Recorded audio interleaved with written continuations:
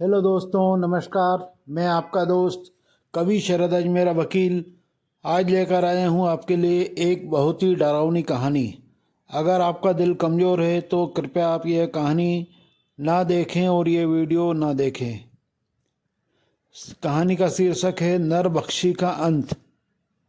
आधी रात का समय था।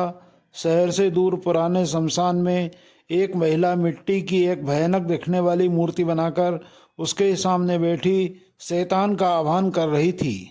कुछ देर बाद महिला के सामने रखी हुई मानव खोपड़ी की आंखें लाल लाल चमकने लगी और अपनी बत्तीसों को हिलाते हुए खोपड़ी भयानक हंसी हंसने लगी। स्वागत है मेरे मालिक, इस दुनिया में अंधेरा कायम रखने के लिए आपका स्वागत है। तुम्हारे आह्वान को मैं स्वीकार करता हूँ। रक्षा, मैं तुम्हारे भोग से जन्म लेकर मानव रूप में दुनिया में आऊँगा। इसके बाद हम दोनों मिलकर इस दुनिया में अंधेरा फैलाएंगे। कुछ देर बाद खोपड़ी सामान्य हो जाती है और रक्षा अपना सामान समेटकर वापस घर आ जाती है। अपने मकसद में सफल होने के लिए रक्षा एक सीधी सादी लड़की बनकर गांव में रहने वाले अनाथ दीपक के साथ अपना मेलजोल बढ़ाने लगती है। दीपक भी जल्द ही रक्षा के बाहों में आ जाता है और उन दोनों का प्रेम दिन ब दिन बढ़ता ही जाता है। धीरे धीरे उनका प्रेम इतना बढ़ता है कि एक दिन रक्षा उससे शादी का प्रस्ताव रखती है और दीपक भी रक्षा से शादी करने के लिए तैयार हो जाता है और दोनों की सीधी सादी तरीके से शादी हो जाती है।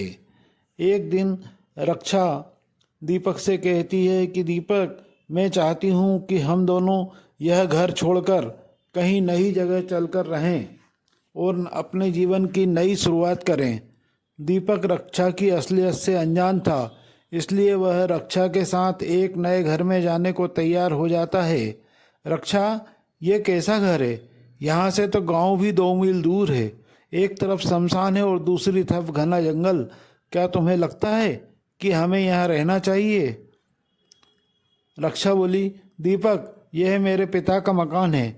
वो चाहते थे कि मैं अपने नए जीवन की शुरुआत इसी घर से करूं। ऐसा समझ लो कि यह मेरे पिताजी का आशीर्वाद है। रक्षा के मुंह से ऐसी बात सुनकर दीपक आगे कुछ नहीं कह सका और रक्षा के साथ उस घर में रहने लगता है। उनकी दोनों की शादी को अभी कुछ दिन बीते थे। आधी रात का समय था। अचानक ही दीपक को शमशान भूमि से कुछ अजीब व गरीब डरावनी आवाज़ें सुनाई देने लगी। ऐसा लग रहा था बाहर जंगली जानवर सुर में सुर मिलाकर रो रहे हों। वह भयानक आवाज़ें सुनकर दीपक का दिल दहल गया। जानवरों की आवाज़ के साथ साथ किसी औरत के रोने की आवाज़ भी सुनाई दे रही थी। डर से दीपक का गला सूखने लगा था। अपने गले को तर करने के लिए जैसे ही वह बिस्तर से उठा, उसे महसूस हुआ कि उसकी पत्नी रक्षा उसके बिस्तर पर नहीं है। अरे हे भगवान, इतनी रात को रक्षा कहाँ चले गई है? कहीं रक्षा किसी खतरे में तो नहीं है? दीपक दरवाजे पर पहुंचा तो देखा कि घर का दरवाज़ा खुला हुआ था। दीपक दरवाज़ा खोलकर घर से बाहर निकल गया। बाहर हर तरफ बस अंधेरा ही अंधेरा दिखाई दे रहा था। अचानक ही पेड़ के ऊपर से 2 चमकती हुई आंखें आकर दीपक के ऊपर कूद पड़ी। दीपक के मुंह से चीख निकल गई थी, क्योंकि वह आंखें एक काली बिल्ली की थी जो ना जाने क्यों दीपक के ऊपर कूद गई थी। खुद को संभालते हुए दीपक 2-4 कदम आगे बढ़ा तो सामने ही उसे शमशान दिखाई देने लगा। शमशान की चुप्पी दीपक के दिल में हलचल पैदा कर रही थी। तभी उसे सामने से कोई साया अपनी ओर जाता हुआ दिखा। अंधेरा होने के कारण दीपक चेहरा देखने में समर्थ नहीं था, लेकिन पायल की लगातार आती छमछम की आवाज़ से इतना समझ गया था कि यह अवश्य कोई स्त्री है। दीपक पेड़ की ओट में छिपकर खड़ा हो गया। छिपकर उसने देखा कि यह स्त्री कोई और नहीं, उसकी पत्नी रक्षा थी। रक्षा के होठों पर खून लगा हुआ था और वह किसी राक्षसी की तरह उसके लंबे नाखूनों में खून लगा दिखाई दे रहा था। उसके नाखूनों से टप टप खून बह रहा था। अरे ये क्या हो रहा है? आधी आधी रात को रक्षा कहाँ से आ रही है और उसके मुंह पर खून कैसे लगा है? दीपक आश्चर्यचकित हो गया और दीपक भी रक्षा के पीछे पीछे चलने लगा। रक्षा धीरे धीरे चलकर उन्हीं के घर में आ गई। दीपक भी पीछे पीछे आया और रक्षा से पूछा, रक्षा, यह तुम आधी रात को कहाँ गई थी? रक्षा सुनकर सकपका गई और बोली, दीपक, मेरी तबीयत कुछ ठीक नहीं थी, इसलिए मैं थोड़ी ताज़ी हवा खाने के लिए बाहर निकल गई थी।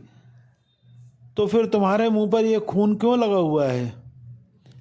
रक्षा बिल्कुल सकपका गई और कहने लगी, अरे कुछ भी तो नहीं दीपक, लगता है तुम्हें कुछ वहम हो रहा है। और दीपक ने देखा कि अब रक्षा का मुंह बिल्कुल साफ हो गया था और उसके नाखून भी बिल्कुल सामान्य लग रहे थे। दीपक को अपनी आंखों पर विश्वास नहीं हो रहा था। उसकी समझ में नहीं आ रहा था कि अभी कुछ उसने जो पहले देखा था वह सच था, जो या अब देख रहा था वो सच है। काफ़ी रात हो गई है दीपक, सो जाओ, हम कल बात करेंगे। परेशान सा दीपक चुपचाप जाकर बिस्तर पर लेट गया, पर उसकी आंखों में नींद नहीं थी। वह रात भर जगता ही रहा। सुबह उठने पर सामान्य दिनचर्या चलने लगी। इसी तरह महीने 2 महीने बीतने के बाद एक दिन रक्षा दीपक को बताती है कि वह माँ बनने वाली है। रक्षा के माँ बनने की खबर सुनकर दीपक बहुत खुश हो जाता है। रक्षा, मैं तो दिन में काम पर चला जाता हूँ, तुम यहाँ पर घर पर अकेली रह जाती हो, इसलिए मैं तुम्हारी सुरक्षा के लिए यह कुत्ता लेकर आया हूँ। रक्षा का पेट हर गुजरते दिन के साथ तेजी से बढ़ता जा रहा था, जबकि उसकी सेहत गिरती जा रही थी। उसकी आंखों के नीचे गहरे काले गड्ढे दिखाई दे रहे थे। रक्षा, अभी तो बस 3 महीने हुए हैं और अभी से तुम्हारा पेट बहुत ज़्यादा निकल गया है। तुम्हें थोड़ा अजीब नहीं लग रहा है? ये तो अच्छी बात नहीं है। अरे, पेट बढ़ रहा है, इसका मतलब बच्चा बड़ा हो रहा है, इसमें अजीब लगने वाली कौन सी बात है? रक्षा ने दीपक को समझाया। एक दिन दीपक दोपहर में अचानक घर आ गया। घर पहुंचकर जब अपने कमरे में गया तो उसके पैरों के नीचे से ज़मीन निकल चुकी। उसके कमरे में फर्श पर उसका पालतू कुत्ता खून से लथपथ पड़ा हुआ था और रक्षा अपने लंबे लंबे नाखूनों से उसे फाड़ फाड़ कर खा रही थी।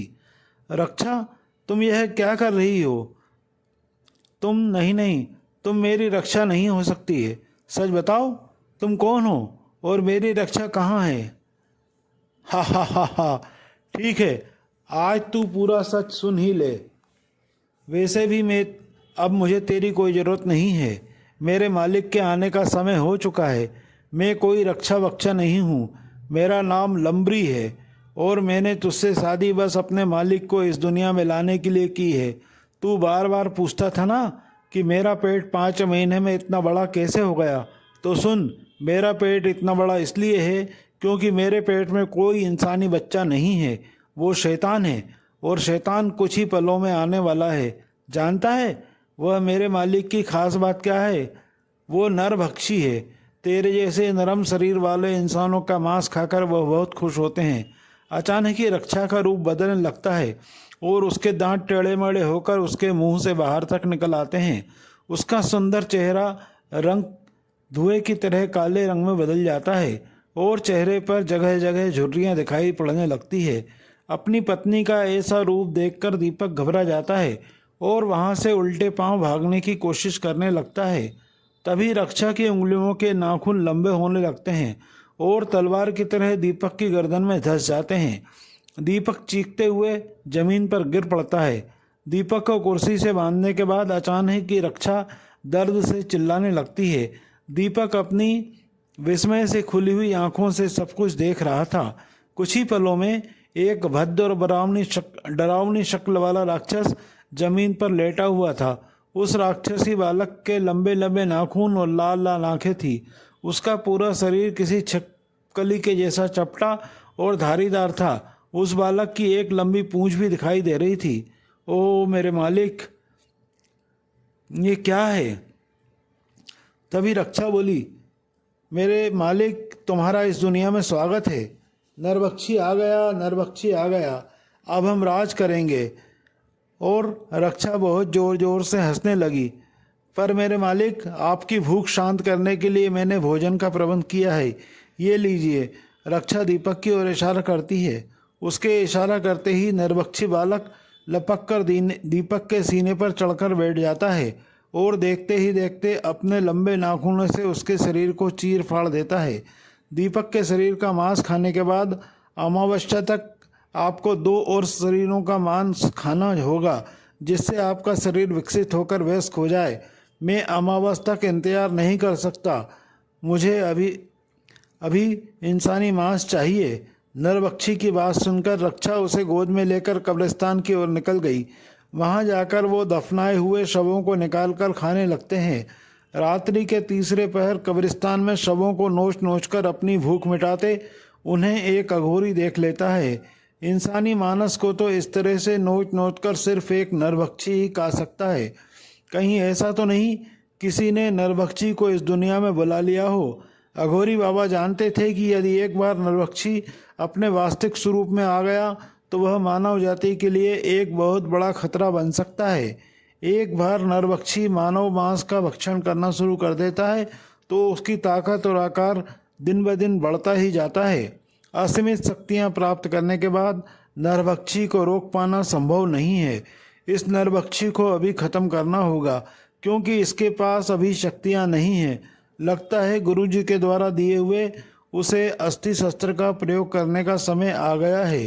अघोरी बाबा के गुरुदेव ने स्वेच्छा से अपना शरीर छोड़ा था। अपना शरीर छोड़ते समय उन्होंने अपने शिष्य को आज्ञा दी थी कि उनके मरने के बाद उनकी शरीर की अस्थियों से एक ऐसे अस्त्र का निर्माण किया जाए कि भविष्य में वह अस्त्र किसी दुष्ट राक्षस को खत्म करने के काम आएगा। इसका मतलब गुरुजी का अभ्यास था कि भविष्य में नरभक्षी का धरती पर जन्म होगा, इसलिए उन्होंने उसे निपटाने का अस्त्र मुझे पहले ही बता दिया था। अपने गुरु का अस्त्र लेकर बाबा नरभक्षी की ओर बढ़ने लगे। नरभक्षी गुस्से में बाबा की ओर देखता है, जिससे बाबा उछलकर दूर जा गिरते हैं। बाबा को जमीन पर गिरा देख नरभक्षी और रक्षा जोर जोर से हंसने लगते हैं। नरभक्षी जानवर की तरह लपक कर बाबा के सीने पर बैठ जाता है और अपने नाखून से उनके शरीर पर एक के बाद एक वार करने लगता है। बाबा आंखें बंद करके अपने गुरु का स्मरण करते हैं और वह अस्त्र लेकर नरभक्षी के सीने में घोंप देते हैं। कुछ देर तक तड़पने के बाद नरभक्षी फिर से उठ खड़ा होता है और जोर जोर से हंसने लगता है। ये क्या हो रहा है? गुरुदेव ने तो कहा था कि इस अस्त्र से उस राक्षस का अंत हो जाएगा, लेकिन यह तो फिर उठकर खड़ा हो गया। अघोरी बाबा को कुछ समझ नहीं आ रहा था। नरभक्षी से ध्यान हटाकर एक पल के लिए उन्होंने अपनी आंखें बंद की और अपने गुरुदेव को याद किया। बंद आंखों में ही गुरुदेव ने उनको दर्शन दिए और कहा कि हे सत्यनारायण, इस राक्षस को मारने से पहले इसकी माँ को खत्म करना होगा। इसकी माँ के मरते ही इसकी शक्तियाँ अपने आप खत्म हो जाएंगी। इसके बाद तुम उसे भी खत्म कर पाओगे। गुरुजी से मार्गदर्शन पाकर अघोरी बाबा दौड़ते हुए अस्त्र लेकर रक्षा की तरफ भागे और रक्षा के सीने पर उस अस्त्र को घोंप दिया और एक जोरदार चीख के साथ रक्षा जमीन पर गिर पड़ी। रक्षा के खत्म होते ही नरभक्षी वापस शिशु रूप में आ गया। नरभक्षी की शक्तियां को कमजोर होते देख बाबा अस्त्र लेकर नरभक्षी की ओर आए और उसके सीने में अस्त्र मारकर उसका भी अंत कर दिया। तो दोस्तों, आपको ये कहानी कैसी लगी? कृपया आप कमेंट करके बताएं, और अगर आपके पास भी कुछ ऐसे ही किस्से हों तो आप हमें कमेंट में ज़रूर बता दें। आप हमारे वीडियो को और चैनल को शेयर और सब्सक्राइब ज़रूर करें और बने रहें हमारे साथ ऐसे ही अनकहे किस्से और कहानियाँ सुनने के लिए। धन्यवाद। मैं आपका दोस्त